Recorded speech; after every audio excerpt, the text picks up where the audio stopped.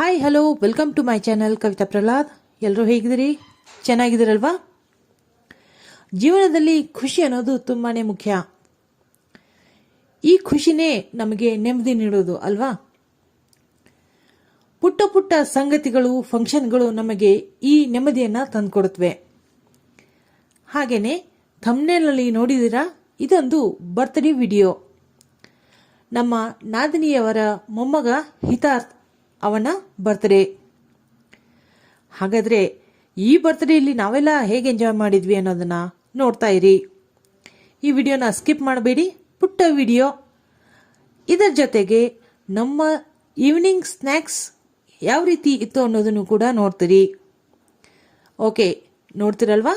ಬಾಯ್.